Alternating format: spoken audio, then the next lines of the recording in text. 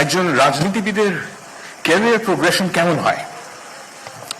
প্রথমে আপনার মধ্যে একটা ঘোর লাগে জনসেবার, তারপরে আপনি জনসেবায় জড়িত হবেন, আপনার প্রতি জনগণের আস্থা তৈরি হবে, আপনি পাবলিক অফিসে যাবেন, যারা ভালো তারা মন্ত্রী হবেন, যারা অনেক ভালো তারা প্রাইম মিনিস্টার হবেন। খেয়াল করে দেখেন যে প্রাইম মিনিস্টার হওয়াটা খুব কঠিন, কিন্তু কেউ না কেউ সেটা হয়। মানে ক্যারিয়ার প্রোগ্রেশনের কথা বললে আমরা অনেকেই ধরে নিই যে প্রাইম মিনিস্টার হচ্ছে গিয়ে কিংবা প্রেসিডেন্ট হচ্ছে গিয়ে একজন রাজনীতিবিদের শেষ মোকাম। না, এ কথাটা ঠিক না। The final transformation of a leader is transcendence, যেখানে আপনি একজন লিগ্যাল অথরিটি থেকে মোরাল অথরিটিতে পরিণত হবেন। আমার জীবদ্দশায় এই final transformation of a leader এটা ঘটেছে কেবলমাত্র একজন রাজনীতিবিদের, এবং সেটা বেগম খালেদা জিয়া। সম্মানিত সভাপতি ও উপস্থিত সুধী, বেগম জিয়াকে নিয়ে কিছু বলতে দেওয়ার সুযোগ করে দেওয়ার জন্য আমি আপনাদেরকে ধন্যবাদ জানাই। It's an honour. Great sacrifice great leader বানায়। ওই যে বলছিলাম ট্রান্সেন্ডেন্স, এটা গ্রেট স্যাক্রিফাইস ছাড়া হয় না।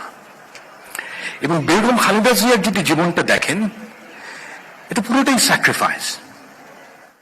উনি অল্প বয়সে স্বামী হারিয়েছেন, সন্তান হারিয়েছেন, জীবনের শেষ বছরগুলো উনি পরিবার থেকে বিচ্ছিন্ন ছিলেন, জেলে থাকা অবস্থায় অসহনীয় অত্যাচারের মধ্যে দিয়ে গেছেন। এবং ওনার শেষ যে অত্যাচার ওনার প্রতি, সেটা হচ্ছে অনেকে বিনা চিকিৎসায় আওয়ামী লীগের একটি ফ্যাসিস্ট রেজিম তাকে মৃত্যুর দিকে ঠেলে দেয়।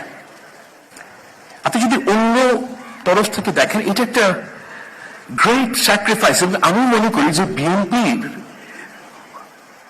অনেক নেতা অনেক স্যাক্রিফাইস করেছেন, কোনো অস্বীকার করার উপায় নেই, কিন্তু বেগম খালেদা জিয়া ওনার ত্যাগ সম্ভবত সবচেয়ে বেশি। এই জায়গাটাই উনি অনন্য। বিশেষ করেন উনি যে নাই, এটা আমার একটা কারণে সবচেয়ে বেশি দুঃখ লাগে, যে উনি আমার কাছে মনে হয় যে একটা পুরনো পৃথিবীর শেষ প্রতিনিধি, আজ ওম্যান। মানে আমি একটা পৃথিবী চিনেছিলাম আমার ছোটবেলায়, সেই পৃথিবীটা ক্রমশই শেষ হয়ে যাচ্ছে। সেই পৃথিবীতে ওল্ড ওয়ার্ল্ড ভ্যালুস ছিল, অনার, রেসপেক্ট, ব্র্যাগিং না করে আপনার যে কাজ সেটা করেন। এই যে ভ্যালুস গুলো, এগুলো পৃথিবী থেকে নাই হয়ে যাচ্ছে। এবং আমার যে দুঃখ সেটা হচ্ছে কি যে ওনার মতন একজন এক্সাম্পলার আর আদৌ কোনোদিন পাওয়া যাবে কিনা। একজন রাজনীতিবিদের জীবনে সবচেয়ে বড় চ্যালেঞ্জ কি জানেন? তাকে ওই দেশের সবচেয়ে অ্যাভারেজ মানুষটাকে বুঝতে হয়, সবচেয়ে অ্যাভারেজ মুসলমানটাকে বুঝতে হয়, তার হৃদয়টাকে চিনতে হয়। এদিকে মনে হয় যে এই কাজটা খুব সহজ। আমার কাছে মনে হয় যে এর চেয়ে কঠিন কাজ পৃথিবীতে আর একটাও নাই।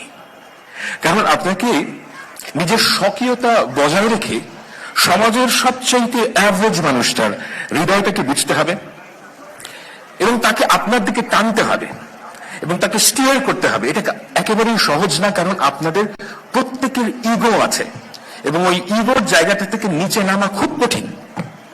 এমনিতে বলা যায়, কিন্তু আসলে খুব কঠিন।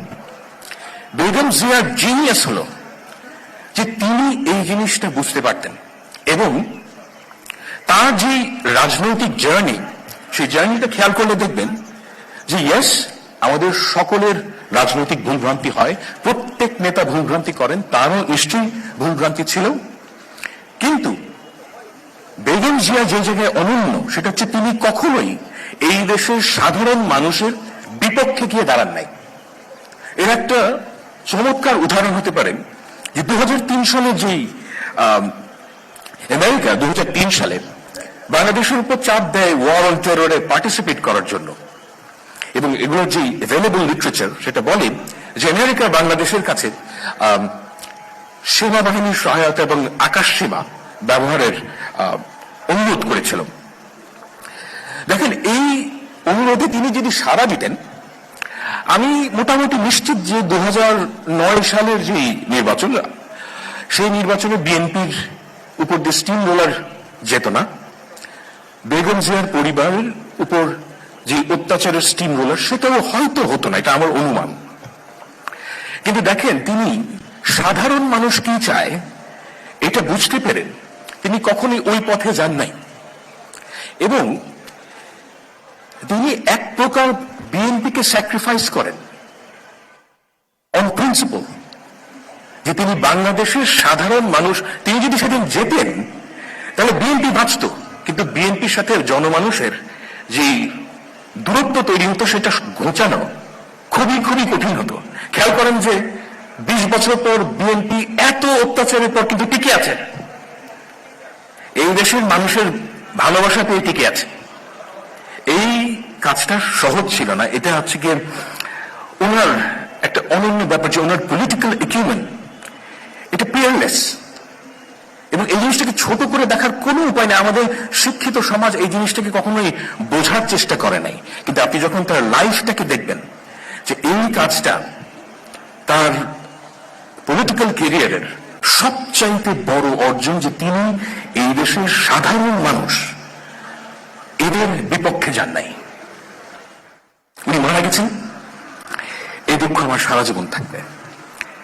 এরকম জায়গায় অনেকে কবিতা বলেন, আমার জন এলিয়ার একটা কবিতা শেয়ার আমার মনে পড়ে, মনে হয় এখানে বলা যায়, बिछड़ा कुछ इस अदा से कि रुत ही बदल गई,